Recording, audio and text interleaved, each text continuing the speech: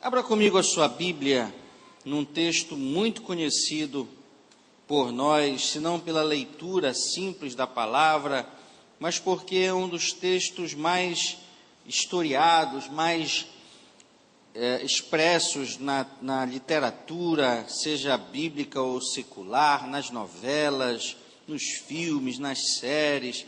É uma das histórias preferidas também que os pais contam para os seus filhos, que é o embate que se deu entre Davi, ainda não o rei Davi, mas o pequeno Davi, o pastor de ovelhas, e o gigante chamado Golias. E a partir dessa história nós vamos aprender algumas lições exatamente nessa fase de transição que nós estamos, do final de um ano para o início de outro ano. Dos desafios que já foram superados, vencidos no ano de 2015, para esse desconhecido, que não deixa de ser um gigante para nós, que se chama 2016. Se nós fôssemos colocar um ano como cada dia 1 centímetro, normalmente os anos teriam, não é? 3,65 metros, 365 dias, 3,65 metros de altura de um gigante que se chama um ano. E esse ano de 2016 é um daqueles anos bissextos, não é? Ou seja, tem um dia a mais, são 366 dias, então é um gigante um pouquinho maior. E o que nós vamos aprender nesta tarde é exatamente o que eu posso fazer para me preparar para enfrentar e vencer esse gigante. E é exatamente o texto de 1 Samuel capítulo 17, a partir do verso 23, um texto muito rico em lições para as nossas vidas. Várias ministrações poderiam surgir daqui, mas nós vamos então destacar algumas coisas, algumas questões, algumas atitudes, algumas palavras que nos direcionam para um posicionamento adequado diante da luta do dia a dia, diante da luta do cotidiano, mas também para o enfrentamento desses grandes gigantes, e eu já estou sendo aqui redundante, que surgem diante de nós.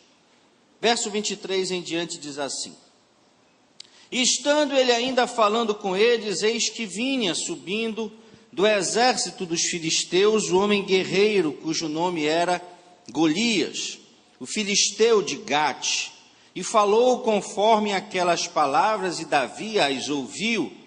Porém todos os homens de Israel, vendo aquele homem, fugiam de diante dele e temiam grandemente. E diziam os homens de Israel: vistes aquele homem que subiu? Pois subiu para afrontar Israel. Há de ser, pois, que ao homem que o ferir, e o rei o enriquecerá de grandes riquezas, e lhe dará a sua filha, e fará isenta de impostos a casa de seu pai em Israel. Então falou Davi aos homens que estavam com ele, dizendo: que farão aquele homem que ferir a este filisteu, e tirar a afronta de sobre Israel? Quem é, pois, este incircunciso filisteu para afrontar os exércitos do Deus vivo? E o povo lhe tornou a falar conforme aquela palavra, dizendo: assim farão ao homem que o ferir. E ouvindo Eliabe, seu irmão mais velho, falar aqueles homens, acendeu-se a ira de Eliabe contra Davi e disse: por que desceste aqui? E a quem deixaste aquelas poucas ovelhas no deserto?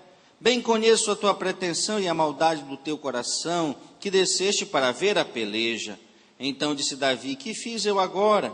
Porventura não há razão para isso?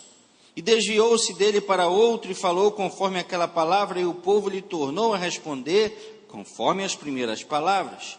E ouvidas as palavras que Davi havia falado, as anunciaram a Saul, e mandou em busca dele. E Davi disse a Saul: não desfaleça o coração de ninguém por causa dele. Teu servo irá pelejar e pelejará contra este filisteu. Porém Saul disse a Davi: Contra este filisteu não poderás ir para pelejar com ele, pois tu ainda és moço, e ele, homem de guerra, desde a sua mocidade. Então disse Davi a Saul, teu servo, apacentava as ovelhas de seu pai, e vinha um leão ou um urso, e tomava uma ovelha do rebanho. E eu saía após ele, e o feria, e o livrava da sua boca. E levantando-se ele contra mim, lançava-lhe mão da barba, e o feria e o matava. Assim feria o teu servo o leão como o urso. Assim será com este incircunciso filisteu, como um deles, porquanto afrontou os exércitos do Deus vivo. Disse-lhe mais Davi, o Senhor me livrou da mão do leão e do urso, ele me livrará da mão deste filisteu. Então disse Saul a Davi, vai-te embora, e o Senhor seja contigo. E Saul vestiu a Davi das suas vestes, e pôs-lhe sobre a cabeça um capacete de bronze, e o vestiu de uma couraça. E Davi cingiu a espada sobre as suas vestes, e começou a andar, porém nunca o havia experimentado. Então disse Davi a Saul, não posso andar com isso, pois nunca o experimentei. E Davi tirou aquilo de sobre si. Verso 40. E tomou o seu cajado na mão, e escolheu para si 5 seixos do ribeiro, e pôs-lo no alforje do pastor que trazia, a saber, no surrão, e lançou mão da sua funda, e foi-se enfrentar o filisteu. Como eu disse, é uma belíssima história, com muitos detalhes, mais preciosos até do que aquela simples narrativa da batalha em si. O resultado nós já sabemos. A questão que nós queremos destacar nesta tarde é não apenas o resultado, mas a maneira como se deu aquele resultado. Como eu e você, enfrentando os gigantes que enfrentamos e que enfrentaremos em 2016, podemos alcançar, então, esse mesmo resultado.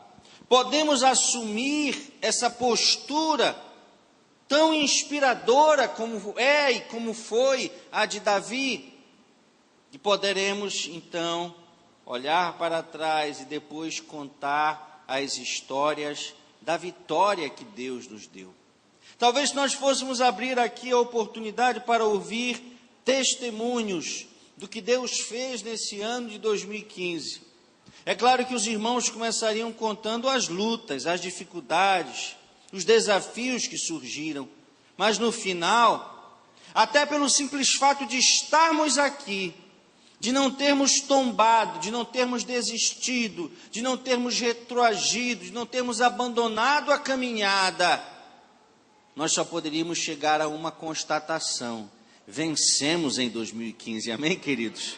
Foi um ano de muitas lutas, sem dúvida nenhuma, na minha vida, na sua vida, nas nossas vidas, mas nós estamos aqui, nós somos vencedores. Há um jogador de futebol muito famoso, não é, pastor Marcelo? Irmão Marcelão, nosso missionário, que conhece também muito, já foi jogador de futebol profissional, que ele, quando está lutando, quando está ali no campo, não é? Ele faz um gol, ele se vira para a sua torcida e diz assim, eu estou aqui, não é? Como dizendo assim, olha, eu venci, eu estou aqui, prestem atenção para mim. É a forma dele se expressar. E muitas vezes eu e você também temos que agir assim.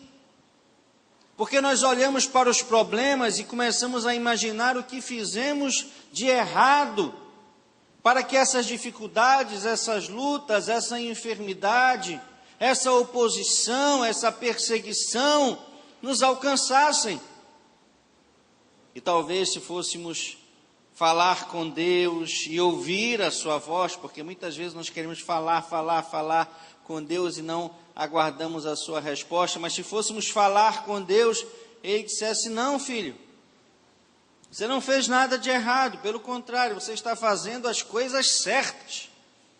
E é exatamente por isso que o mundo, que o reino das trevas tem se levantado contra você. E Jesus falou muito bem disso lá nas bem-aventuranças, não é? Quando disse que nós seríamos perseguidos. Ele disse, olha, bem-aventurados aqueles que sofrerem perseguição. Mas ele mesmo diz assim, olha, exultai, glorificai o meu nome, porque assim também perseguiram os profetas que foram antes de vós. Então a perseguição, a luta, a oposição que surgem nas nossas vidas não podem ser encaradas como constatação de algum mal, de algum erro, de alguma falha, de algum pecado nosso, não. Pelo contrário, muitas vezes é por estarmos fazendo aquilo que agrada a Deus, é que nós sofremos esse tipo de oposição. Então nós vamos aqui nos dedicar a compreender a arma ou as armas que Davi utilizou, e não nos atentando para a questão da funda, que foi a arma utilizada por ele, do cajado que estava na sua mão, mas especialmente para esses 5 seixos do ribeiro. Muitos dizem que esses 5 seixos revelariam uma fraqueza de Davi. Ora, Golias era um só. Se ele tinha tanta confiança, tanta fé em Deus, por que ele levaria 5 seixos ou 5 pedras talhadas pela própria natureza, pedras que com contato umas com as outras iam sendo arredondadas, não é? Assim eram esses seixos. Por que ele levaria 5? Há uma vertente dos estudiosos que dizem, olha, não era falta de fé. Na verdade, essas famílias de homens grandes, de gigantes como Golias, eram famílias numerosas.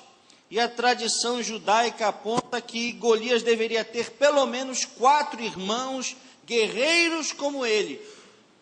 E eles estavam nesses exércitos muito mais para amedrontar, eram hábeis para a batalha, mas estavam ali exatamente para intimidar, para colocar medo. E os filisteus então teriam pelo menos 5 guerreiros gigantes.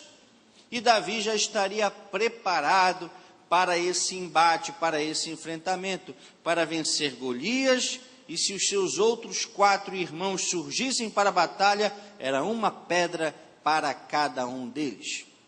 A Bíblia não fala disso, mas há estudiosos que apontam essa possibilidade. Outros acham que não, que o simbolismo aqui das 5 pedras estariam vinculadas à lei do tempo de Davi, a Torá, a composição dos 5 primeiros livros da Bíblia para os judeus, que conforma, que configura a chamada Torá, a lei, que para eles é a escritura propriamente dita, não é? O Gênesis, o Êxodo, o Levítico, Números e Deuteronômio, os 5 primeiros livros representados nessas 5 pedras, e a Torá então ali simbolizada, dizendo que a partir da palavra de Deus, a partir do que a Torá representa, da lei, qualquer opositor seria vencido, seria destruído. É também uma tradição de interpretação desse texto, mas não há explicação bíblica nesse sentido. O que eu queria destacar, na verdade, é que essas 5 pedras, mais do que elementos da natureza, precisam representar nas nossas vidas, e quando nós olhamos para a narrativa bíblica, representavam na vida de Davi características, virtudes, que eu e você precisamos ter e precisamos colocar em prática para alcançarmos vitórias como aquelas que Davi alcançou, bênçãos como aquela que Davi conquistou a ponto de ser, como eu disse no início, uma das histórias mais conhecidas das narrativas bíblicas, esta luta, este embate entre o pequeno Davi e o gigante Golias. E que pedras seriam essas? Que características seriam essas que eu e você precisamos para entrar em 2016 com uma grande expectativa, com uma grande projeção de que será um ano de muitas bênçãos, de muitas vitórias, mesmo em meio a adversidades, mesmo em meio a tribulações ou a oposições. O primeiro sentimento que precisa estar no meu coração e no seu coração, para essa batalha e para as batalhas que surgirem daqui para diante, é a coragem. Diga comigo, coragem. É preciso ter coragem. Queridos, isso é tão sério que nós entendemos as limitações de cada um. Algumas pessoas são mais expansivas na sua forma de ser. Algumas pessoas são mais comunicativas. Algumas pessoas são mais extrovertidas e outras menos. Existem aqueles que têm uma timidez natural, que são mais cuidadosos, que gostam mais de observar, que gostam mais de estar atentos ao que está acontecendo e menos expressarem as suas opiniões. Isso é uma característica pessoal. Mas covardia é outra coisa. Nós não podemos dizer que, humanamente falando, Davi não estava sentindo medo. Até porque o medo é o sentimento que evita, o medo bom, como a gente diz. O medo bom é o sentimento, é uma limitação do nosso coração, da nossa mente, do nosso corpo, para que não nos envolvamos em situações que coloquem a nossa vida em risco. É por isso que uma criança muito pequena precisa ser tão cuidada e tão vigiada, 24 horas por dia. Quem tem um bebezinho às vezes nem dorme, não é? Para ficar ali observando 24 horas, porque aquele bebê ou aquela criança muito pequena não conhece o medo, não consegue mensurar os riscos, e por isso ela obviamente se lança a tudo que aparecer, e às vezes no seu instinto ela coloca a sua vida em risco. Nós já somos habilitados para isso, nós já conhecemos as coisas, até pelo aprendizado natural, dos erros, dos sofrimentos, das perdas, ou por aquilo que nos ensinaram, nos dizendo que algumas coisas não podem ser feitas, fogem à natureza humana. E isso obviamente tem o seu papel na preservação da nossa existência, mas o que a Bíblia condena é a covardia. A Bíblia chega a dizer que os covardes, olha que coisa forte, os covardes não herdarão o reino dos céus, não serão salvos. E aí eu volto a dizer, não se preocupe se você é um pouco retraído, se você é um pouco tímido, se você tem as suas limitações de comunicar, se você se intimida diante de uma plateia, não é isso que a Bíblia fala, mas para viver, para ser cristão no século 21, para dizer não àquilo que nos é oferecido todo dia, nessa inversão de valores daquilo que é certo, e a Bíblia já tinha nos alertado disso, que um dia aquilo que era certo se tornaria errado, e aquilo que era errado se tornaria certo. Não é novidade para nós, e nós estamos vivendo exatamente nessa época. Nesse contexto todo, para enfrentarmos os problemas que surgem diante de nós, é preciso ter coragem. E Davi demonstrou isso aqui no verso 32, quando disse: olha, Saul, não desfaleça o teu coração de medo por esse filisteu. O teu servo irá e pelejará contra ele. Agora, Davi não falava isso numa perspectiva natural. Ele não era louco. A gente costuma às vezes até brincar, não é? Que é melhor um covarde vivo do que um corajoso morto. Mas na naturalidade, na humanidade de cada um de nós, nas nossas limitações, realmente um valentão muitas vezes, não é? Agindo no seu ímpeto, olhando o seu tamanho e o tamanho do seu adversário, o tamanho do seu oponente, ele pode se julgar tão poderoso que nesse enfrentamento não sabia que diante de si estava alguém armado, e aí toda aquela força, todos aqueles músculos obviamente cederão, tombarão diante de uma arma de fogo, só para termos uma ideia de que muitas vezes essa ousadia, essa coragem humana, pautada na força do braço, pautado naquilo que é humano, naquilo que é natural, não se subsiste. Davi não estava pautado nisso, a coragem de Davi não era esse tipo de coragem, senão ele seria um ignorante, senão ele seria alguém que estava inapto, tanto para aquela batalha e muito mais depois para ser o grande conquistador, o grande general, o grande estrategista que ele foi. Davi tinha a coragem pautada em algo para além do natural.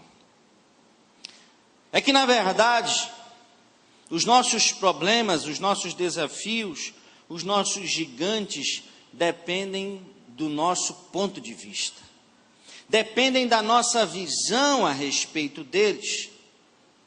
Se Davi fosse comparar a sua força, a força do gigante, com o qual ele teria que entrar numa luta, no embate, é óbvio, ele estaria como a maior parte dos israelitas, cheios de medo. O próprio rei de Israel estava apavorado, atemorizado diante daquele gigante. Era a visão humana. Davi diante do seu problema. E o seu problema era um homem habilitado para a batalha, com mais de 3 metros de altura.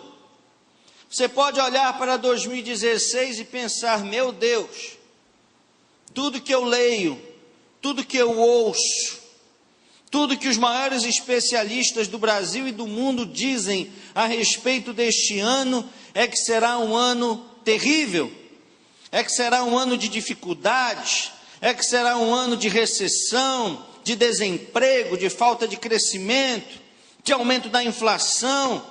Isso impacta diretamente a minha vida, isso me atinge. E aí nós olhamos para esse monstro chamado 2016, desconhecido por nós, porque nós mal conhecemos o daqui a pouco, quanto mais o ano de 2016, nos seus 365 dias, e podemos realmente olhar para diante de nós como um gigante invencível. Pelo contrário, segundo o que dizem, já nos venceu, porque as notícias são péssimas, as notícias são realmente preocupantes. Mas quando nós agimos assim, sentimentos tomam conta de nós, e o medo é o primeiro deles. E a seguir vem um outro sentimento que é o mal dos séculos. Os irmãos já ouviram falar disso muitas vezes, a ansiedade. Ansiedade e medo são irmãos, são duas faces da mesma moeda. Uma se alimenta da outra, medo e ansiedade. E assim como eu falei há pouco do bom medo, existe a boa ansiedade, existe a boa expectativa, existe desejos que nós vamos projetando e são eles que nos levam adiante, que nos levam a acordar, que nos fazem crer, que nos fazem trabalhar, que nos fazem estudar, que nos fazem projetar. Isso é muito bom.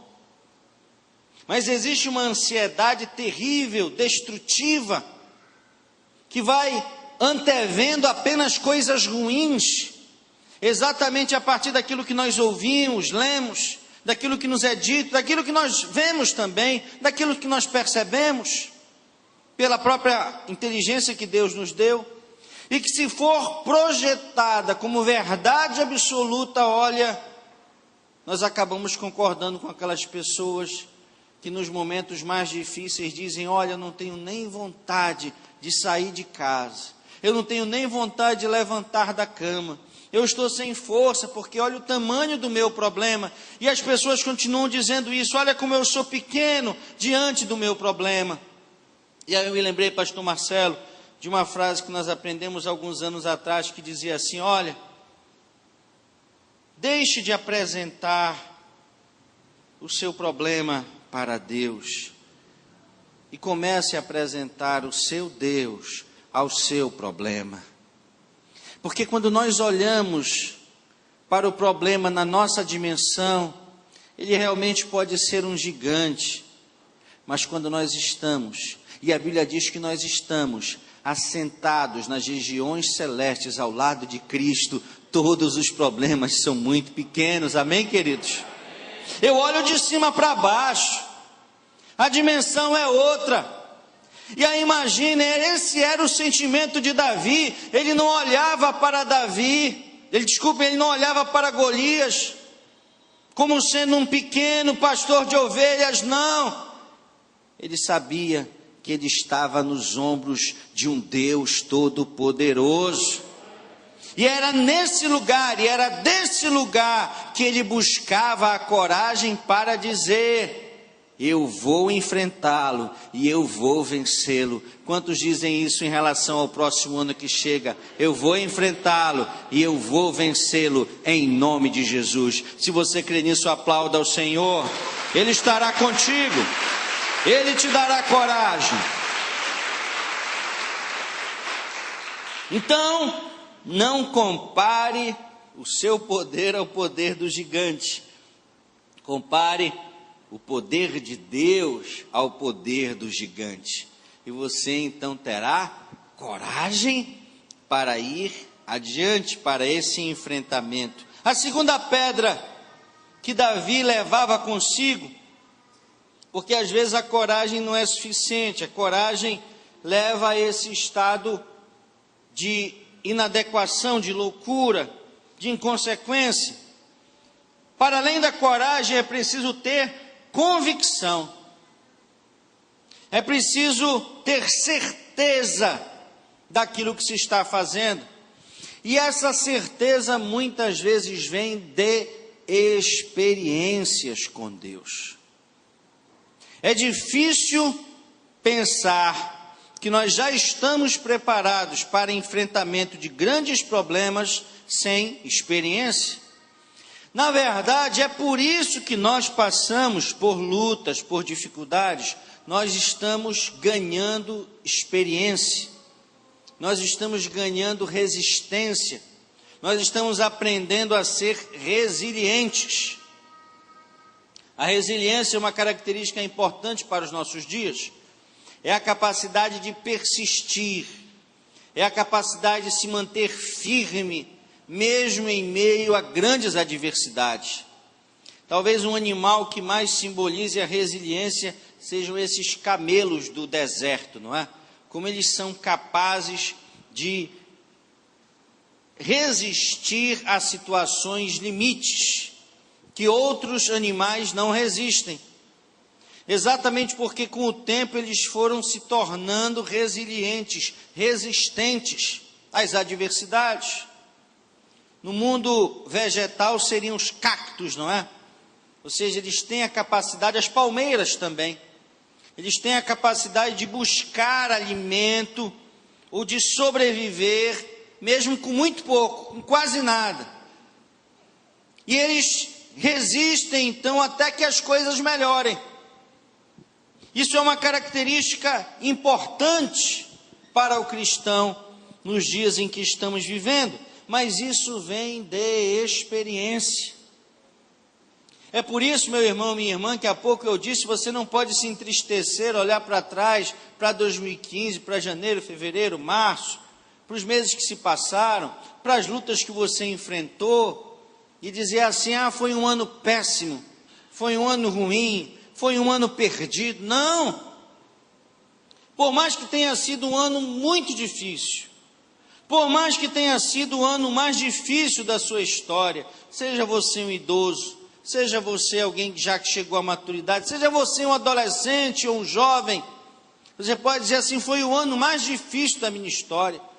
Muitas lutas, muitas dificuldades em todas as áreas, pastor, ou numa área específica. Eu sofri muito. Nós não estamos alegres com o seu sofrimento, não. A Bíblia diz que nós devemos nos alegrar com os que se alegram e chorar com os que choram. Mas mais uma vez eu digo, que bom que você está aqui, meu irmão, minha irmã. Muitos ficaram no meio do caminho, muitos desistiram, alguns morreram, alguns deixaram a jornada, a caminhada, alguns estão com a sua fé fragilizada, mas você está aqui. E cada dia é um dia de oportunidades para que Deus possa agir nas nossas vidas, para que Deus então possa nos dar essa certeza a partir da experiência de que dias melhores estão por vir, amém? De que 2016 será um ano de muitas bênçãos na minha vida e na sua vida, creia nisso. Davi demonstrava essa experiência. No verso 37, ele mesmo disse a Saul: olha, eu enfrentei o leão, eu enfrentei o urso, eu tenho vivência, eu tenho experiência. Mas há um detalhe aqui. Depois de ele dizer que ele tinha inclusive puxado a barba do leão para matá-lo, que coragem! Ele olhava para trás e era capaz de dizer: Saul, mas foi o Senhor que me livrou da mão do leão e do urso. E assim como ele me livrou da mão desses animais, muito mais fortes do que eu, ele me livrará da mão deste filisteu. E sabe o que acontece, querido, querida? Quando nós somos convictos daquilo que Deus gera no nosso coração, as pessoas se convencem. Davi não era apenas um jovem corajoso, impetuoso, que estava em busca da fama, do sucesso, da riqueza, não. Até porque ele poderia colocar tudo isso em risco, perdendo a sua própria vida. De que valeria então lutar para casar com a filha do rei, lutar para que a sua família não tivesse mais o pagamento de impostos, lutar pelas riquezas prometidas? Ele poderia, e era natural que assim acontecesse, ele deveria morrer nesse combate. Mas nós já vimos, a coragem dele estava amparada em Deus, e a sua convicção, a sua certeza da vitória estava pautada nas suas experiências com Deus. Eu e você precisamos compreender isso.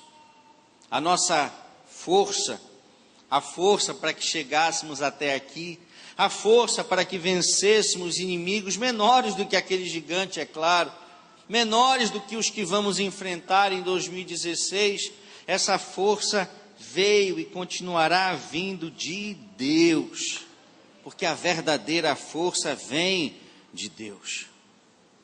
Olha, queridos, dizem que 2016 será um ano, que 2015 já foi um ano complicado para muitas pessoas, para muitas áreas da economia. 2016 será mais difícil ainda. Então é um gigante maior do que aquele que foi 2015. Mas Deus esteve nos preparando. Nós passamos por situações que foram nos amadurecendo, que foram nos tornando mais fortes para o enfrentamento deste novo ano.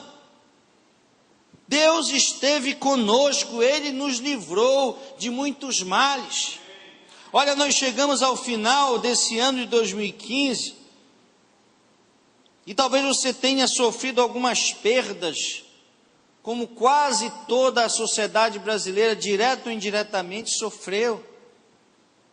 A gente às vezes não entende muito bem o que é inflação. Não é inflação, é a corrosão das nossas economias indiretamente. Então, você até continua ganhando a mesma coisa, só que as outras coisas, os bens do seu consumo, passam a custar mais. Então, você acaba tendo uma perda indireta dos seus vencimentos. Você acaba recebendo menos porque as coisas passam a custar mais. E essa foi uma realidade para este ano. Por outro lado, quando nós ouvimos os testemunhos dos irmãos, e como é bom ouvir bons testemunhos. Olha, a vida do pastor, às vezes é uma vida árida nesse sentido. O pastor às vezes é procurado no momento da dificuldade. O pastor é procurado no momento da luta, e isso faz parte da nossa atividade, isso faz parte da nossa formação, isso faz parte da nossa vocação. ajudarmos pessoas que estão enfrentando lutas, dificuldades, problemas na área financeira, na área familiar, na área espiritual, na área ministerial. Mas pastor também gosta de receber boas notícias, não é, pastor Marcelo? Como a gente gosta de receber um telefonema, um e-mail, um WhatsApp, compartilhando uma bênção que Deus liberou na vida de um irmão, na vida de um discípulo, na vida de uma ovelha. E se nós ouvimos muitas narrativas de dificuldades, de lutas enfrentadas, nós queremos aqui agradecer a Deus, porque Deus fez muitas coisas em favor do seu povo nesse ano que está terminando. Amém, queridos? Olha, se nós colocássemos o microfone na mão de cada um, talvez surgissem aquelas narrativas da dificuldade, da enfermidade, da luta, mas no final, cada um diria, mas Deus me deu vitória. Amém? E se assim foi nesse ano, eu creio que mais ainda será neste ano que está próximo de iniciar. A Bíblia chega a dizer isso, não é? Que onde abundou o pecado, superabundou a graça. E Deus sempre age assim. Onde há tribulação, há muita vitória também. Onde há dificuldade, onde se manifestam coisas impossíveis, é ali que Deus manifesta o seu milagre, amém? É ali que Deus se mostra o El Shaddai. E é assim que eu e você precisamos nos preparar para esse novo desafio chamado 2016, com coragem, com convicção, mas também a terceira pedra de Davi, com competência. Eu e você precisamos estar realmente preparados. Eu e você precisamos colocar os dons e talentos que Deus tem nos dado, e você os tem. Você os possui, Deus te deu, não são iguais aos meus, e nem os seus são iguais aos meus. Deus dá talentos e dons diferentes para cada um dos seus filhos, mas Ele os dá, Ele os confere a todos.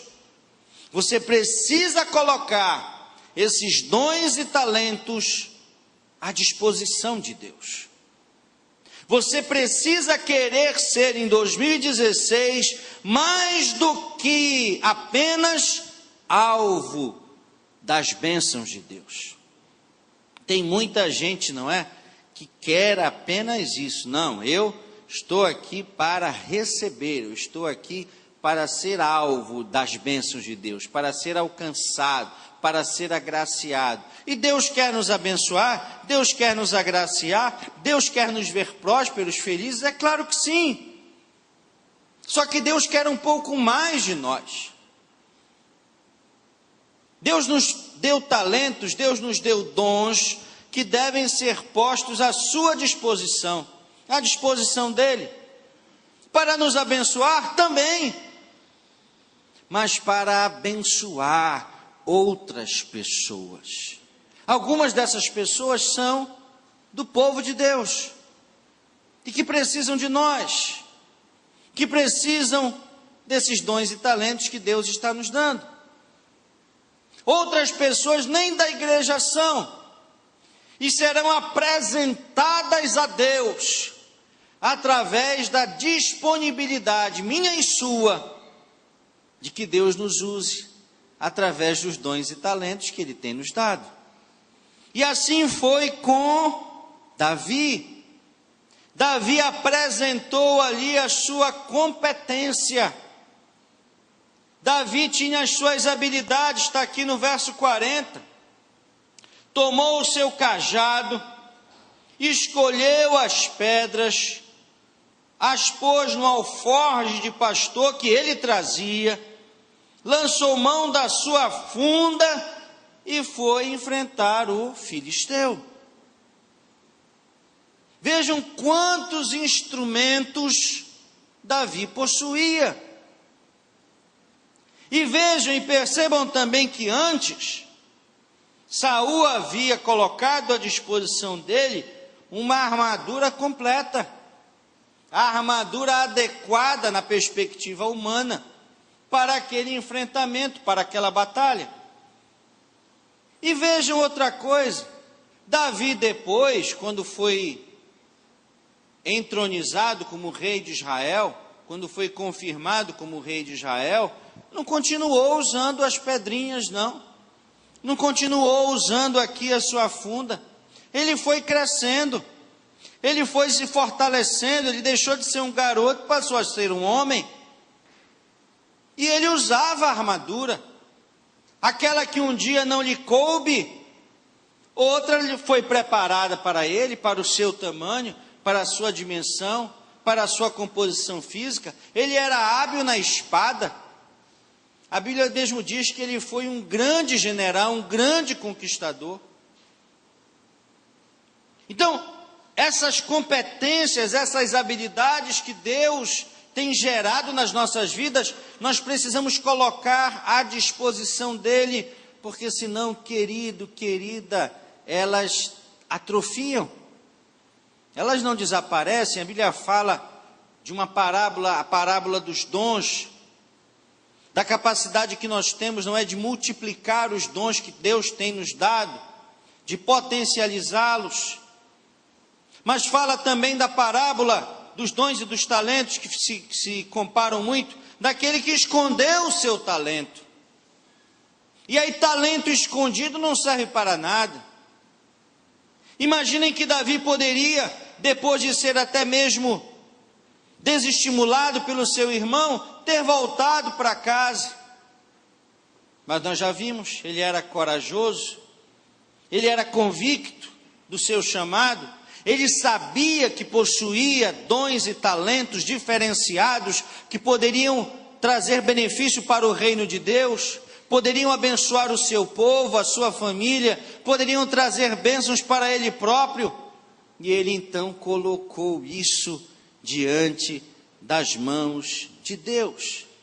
E quando um homem e uma mulher se deixam usar por Deus para abençoar outros, ele acaba também mais abençoado ainda. Eu sempre digo que o canal das bênçãos é mais importante às vezes do que o alvo das bênçãos, porque quando você se deixa usar por Deus, quando Deus usa a sua vida para abençoar outras pessoas, aquele fluxo da bênção chega àquela outra pessoa, mas parte daquela bênção fica para você também. Nós sempre destacamos a oração de Jó. A oração de Jó é uma das orações mais intrigantes, mais empolgantes, mais fantásticas que há. Todos nós conhecemos a história de Jó, o homem que tinha muito e perdeu tudo. Realmente Jó perdeu tudo, foi atacado em todas as áreas da sua vida. Ele só não perdeu a existência e a sua comunhão com Deus. Todo material, tudo que era humano, Jó perdeu. Seu espírito foi ali mantido, realizado, expresso na sua vida, na sua existência. E é uma história muito bela e longa, são 42 capítulos narrando o sofrimento de Jó. E no 42º capítulo, nós encontramos a restauração de Jó. Mas essa restauração só foi completa quando Jó decidiu orar pelos seus amigos. Ele não orou por si.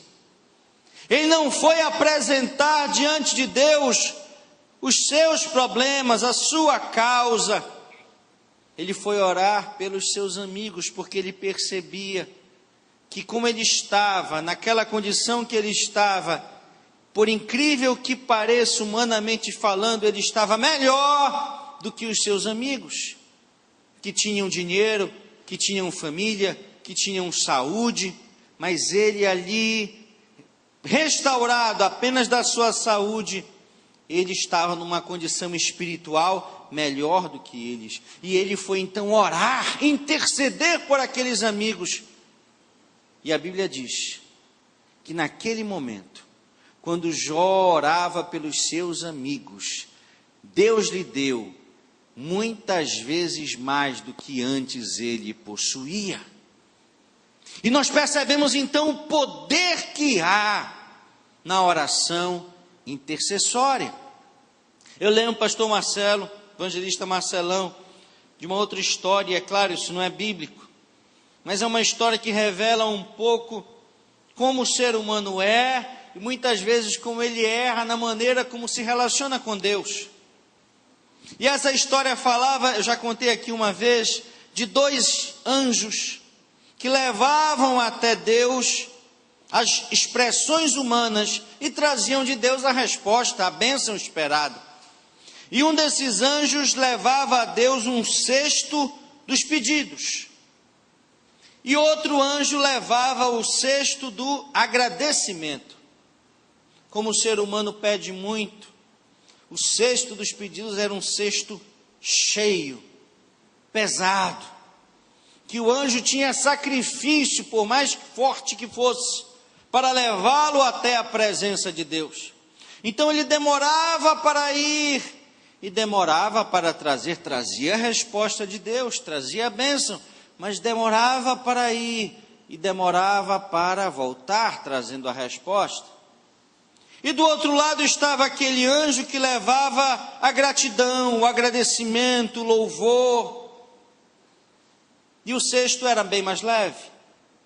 Então ele ia e voltava numa velocidade muito maior. Ele levava a Deus a gratidão, o louvor, a adoração, e já trazia a resposta, a bênção, a vitória, a vontade de Deus que é boa, perfeita e agradável para aqueles que estavam adorando. E essa pequena narrativa, que talvez seja verdadeira ou não, não se sabe, manifesta um pouco da maneira como nós nos relacionamos com Deus. Pedimos muito, ouvimos pouco a resposta de Deus. Às vezes é como aquele diálogo monólogo, não é? Daquele que diz que está conversando, mas só ele fala.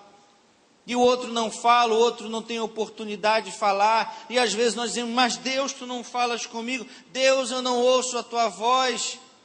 E às vezes é como aquele cônjuge que diz, eu estou tentando, não é? Estou tentando conversar, eu estou tentando falar, mas você não para de falar, para que eu possa estabelecer esse diálogo. E muitas vezes nós esquecemos que na adoração, no louvor, no ofertório, em todas as manifestações possíveis de gratidão, Deus está nos abençoando também. Nós estamos sendo aqui alimentados com a palavra, claro, Deus está nos abençoando. Nós estamos adorando ao Senhor, Ele está nos abençoando. Nós estamos numa vigília orando 3, 4, 5, 6 horas, Deus também está nos abençoando. A vontade de Deus, o caráter de Deus é um caráter abençoador. Mas eu tenho que aprender que quando eu agradeço, que quando eu expresso o meu contentamento, que quando eu reconheço as benesses de Deus, quando eu reconheço a ação, a proteção de Deus na minha vida, eu sou também abençoado. Que em 2016 nós possamos mudar um pouco a maneira como nós nos relacionamos com Deus, que possamos pedir menos, agradecer mais, ter essa convicção, ter essa fé, ter essa postura de Davi, e enfrentarmos os inimigos tendo uma certeza, se Deus estiver conosco, a vitória será nossa, amém, queridos? E assim foi Davi. Eu e você precisamos aprender a buscar essa competência, a estarmos preparados para a batalha. Lá em Efésios, no capítulo 6, versos 11 a 17, nós vamos encontrar uma outra armadura. E aí percebemos como a nossa batalha hoje é em vários níveis. Nós estamos batalhando ainda pela sobrevivência, pelo dia a dia, pelo emprego, pela realização de sonhos, projetos, claro. Mas há uma batalha para além disso, que é uma batalha espiritual. Hoje nós não estamos mais no embate como Davi estava. Davi tinha uma batalha espiritual e tinha uma batalha real. Davi estava enfrentando inimigos reais. Golias, que hoje para nós é colocado como um adversário, como um desafio, como uma adversidade, para Davi também era um inimigo real. Davi realmente matou um homem chamado, um gigante chamado Golias. Hoje nenhum de nós sai por aí em embates dessa natureza.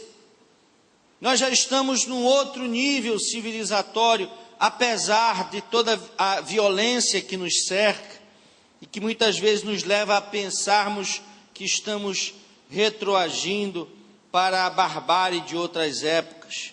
Mas a nossa batalha, na verdade, é uma batalha de natureza espiritual. Mesmo que seja no lugar onde estudamos, mesmo que seja na nossa casa, mesmo que seja onde trabalhamos, a batalha é espiritual.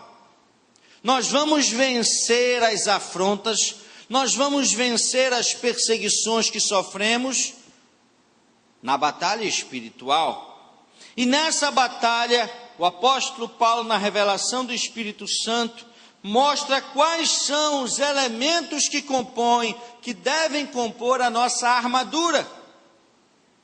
Elementos que eu e você precisamos saber utilizar neste ano de 2016, se nós quisermos lutar e vencer durante todo o novo ano que para nós já se apresenta. Efésios capítulo 6, a armadura de Deus, a partir do verso 11. Efésios 6, a partir do verso 11. Diz assim: revesti-vos de toda a armadura de Deus, para que possais estar firmes contra as astutas ciladas do diabo. Porque não temos que lutar contra a carne e sangue, mas sim contra principados, contra potestades, contra os príncipes das trevas deste século, contra as hostes espirituais da maldade nos lugares celestiais. Portanto, tomai toda a armadura de Deus, para que possais resistir no dia mau, e havendo feito tudo, ficar firmes. Estais, pois, firmes, tendo cingidos os vossos lombos com a verdade, e vestida a couraça da justiça, e calçados os pés na preparação do evangelho da paz, tomando, sobretudo, o escudo da fé, com o qual podereis apagar todos os dardos inflamados do inimigo. Tomai o capacete da salvação e a espada do Espírito, que é a palavra de Deus. Amém, queridos? Olha que coisa maravilhosa. Era uma outra ministração, não é? Estudarmos cada um desses elementos que compõem a armadura de Deus. Mas o que nós podemos destacar aqui é que assim como Davi começou lá com a funda, começou com as pedras e depois tomou essa armadura, nós precisamos também estar preparados, habilitados, sermos competentes no uso, no manejo dessa armadura. Vejam que a maior parte dos itens são itens de proteção, porque nós estamos sob constante ataque. Olha, se nós pudéssemos observar e discernir o mundo espiritual, nós perceberíamos o quanto teríamos que agradecer a Deus, não apenas pelas bênçãos que Ele nos deu, mas pelos livramentos que Ele nos concedeu. Coisas que eu e você nem percebemos, coisas que eu e você nem ficamos sabendo. É por isso que às vezes o pastor Monteiro diz assim, olha, e a Bíblia nos fala também, não é? Que nós devemos nos colocar diante de Deus pedindo perdão por aqueles pecados que são ocultos, que a nossa mente por alguma razão nem lembram mais, que já caíram no nosso esquecimento, mas que ainda precisam de nós, de um posicionamento de perdão e quem sabe até de restituição em relação a eles. Da mesma forma, nas nossas orações, nós temos que agradecer até por aquilo que não temos consciência, que não acompanhamos, que não percebemos, porque eu tenho certeza que nesses 12 meses que já estão agora sendo vencidos de 2015, na minha vida e na sua vida, Deus várias vezes por dia, em cada um dos dias das 52 semanas, nesses quase 365 dias que se aproximam de 2015, Deus nos deu muitos livramentos. Amém, queridos? Creiam nisso. Por isso é que nós precisamos tanto dessa armadura, até aqui, daquela parte do pé, não é? Que vem aqui nos proteger contra ataques, são os calçados na preparação do Evangelho da Paz, que é para nós evitarmos ir em lugares que não devemos ir. O crente tem restrições na sua vida. Há lugares onde o pé do crente não pisa, não deve pisar, porque lá um homem de Deus, uma mulher de Deus não se fazem presente.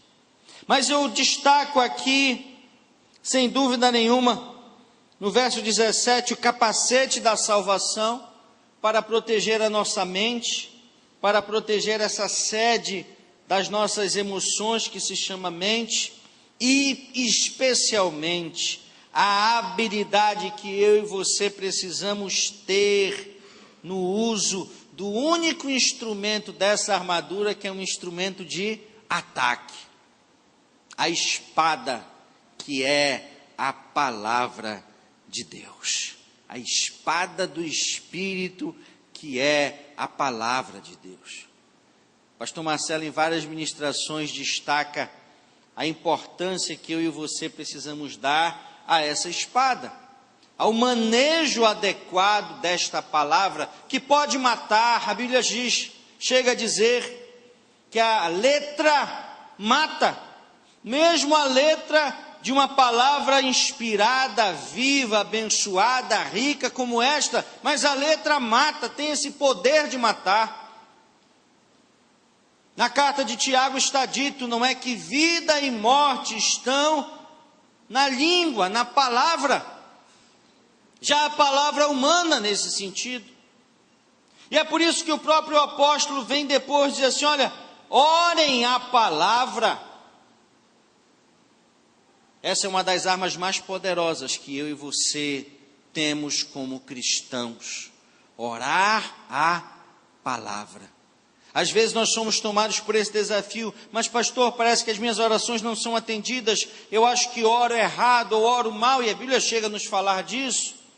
Por isso é que nós temos o Espírito Santo ao nosso lado, intercedendo com gemidos inexprimíveis. Eu sempre digo, decodificando, não é? Às vezes as bobagens que nós falamos nas nossas orações. Mas se você quer orar uma oração poderosa, uma oração que move os céus em seu favor, ore a palavra, não tirando-a do seu contexto, não utilizando versículos esparsos, separados para atender às suas conveniências, não, mas orando de verdade a palavra e tomando posse das mais ricas bênçãos que aqui estão reservadas para os filhos de Deus, para homens de Deus e mulheres de Deus.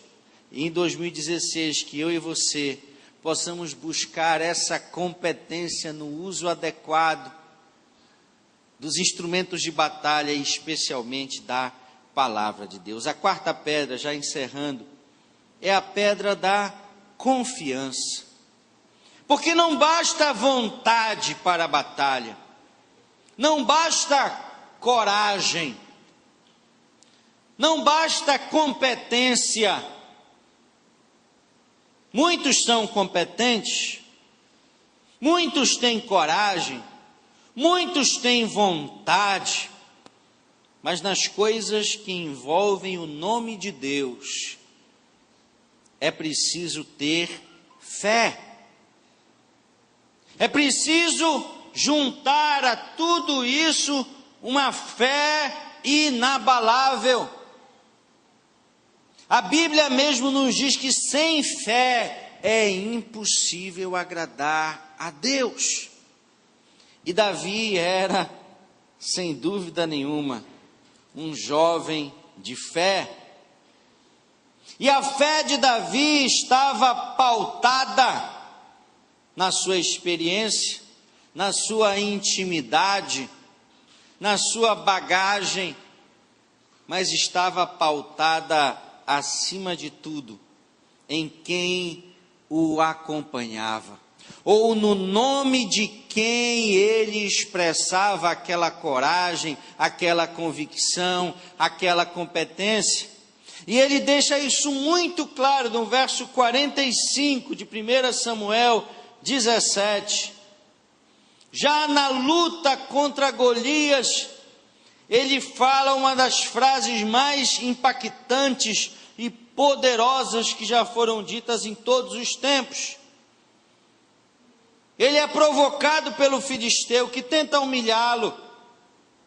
E muitas vezes eu e você, frágeis, pequenos, humanamente despreparados, em determinadas circunstâncias, enfrentando gigantes muito maiores, muito mais poderosos, humanamente falando, racionalmente falando, do que nós.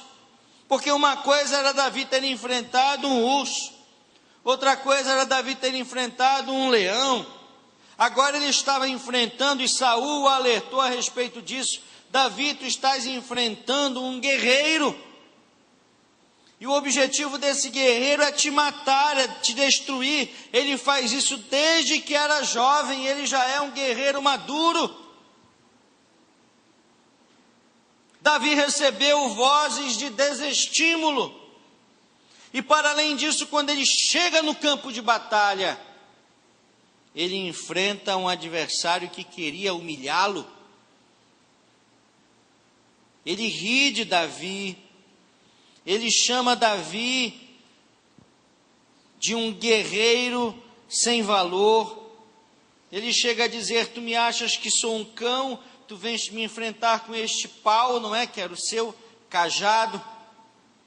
Ele amaldiçoa Davi em nome dos seus deuses. Ele diz que matará Davi, que dará a sua carne às aves dos céus e às bestas do campo. Ele tenta intimidar Davi de todas as formas, diminuir Davi de todas as formas, menor do que ele já era, porque nós estamos falando de um homem de mais de 3 metros de altura e de um garoto de 1 metro e tanto. Tudo estava contra Davi. E ali ele poderia ter sido destruído psicologicamente, emocionalmente. Mas Davi tinha fé. E a fé naquele momento não era a preparação mais para a batalha, era a batalha propriamente dita. E naquele momento da batalha, aquilo que poderia ser apenas teoria, porque tem muita gente que é assim, repete verdades que lhe foram ensinadas, mas na hora que a batalha se torna real, a pessoa recua, a pessoa esquece aquilo que falou durante tantos anos, a pessoa esquece aquilo que ensinou, aquilo que pregou, aquilo que transmitiu a outros. Muitas vezes isso acontece conosco. Mas Davi tinha fé. E diante daquele quadro terrível de oposição, de enfrentamento, de intimidação, Davi diz no verso 45: tu vens a mim com espada, com lança e com escudo, porém eu vou contra ti em nome do Senhor dos Exércitos.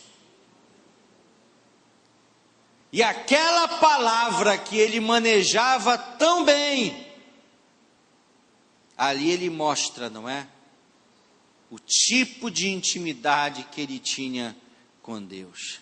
Ali ele mostra que ele não estava olhando o gigante na proporção eu pequeno, garoto, jovem, franzino e um gigante, um monstro, não.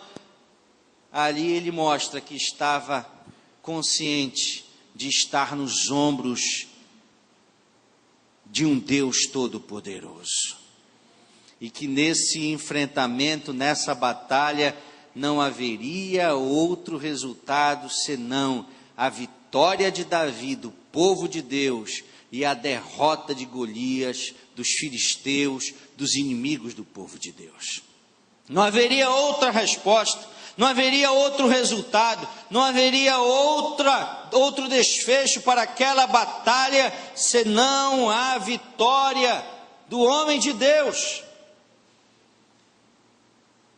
Em Provérbios capítulo 21, verso 31, está escrito que o cavalo se prepara para a batalha, mas a palavra de vitória vem do Senhor. E é assim que nós devemos encarar esse novo ano que se aproxima. Nós vamos estar preparados, nós vamos estar habilitados, nós vamos de alguma maneira nos ajustar, nos adequar a esses desafios que estão aí diante de nós, buscando alternativas, economizando, estando atentos, orando mais, nos fortalecendo espiritualmente, aumentando a nossa fé, nos preparando para a batalha, mas sabendo que a vitória, a palavra de vitória vem do Senhor. E como última pedra, depois da pedra da coragem, depois da pedra da convicção, da competência, da fé, vem a pedra da vitória, a pedra da conquista. Mas essa pedra tem também um outro nome. E esse nome se manifesta no que Davi disse no Salmo 40, verso 17. Salmo 40, verso 17.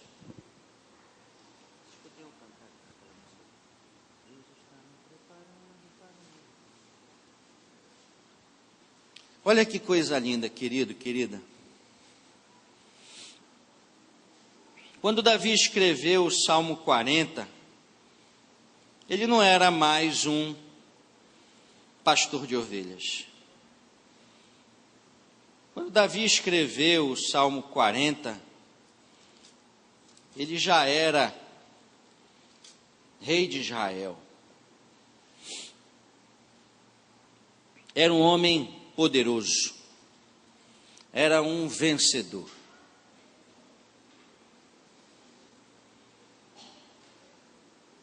E o que ele escreve aqui, no finalzinho, parece um contrassenso,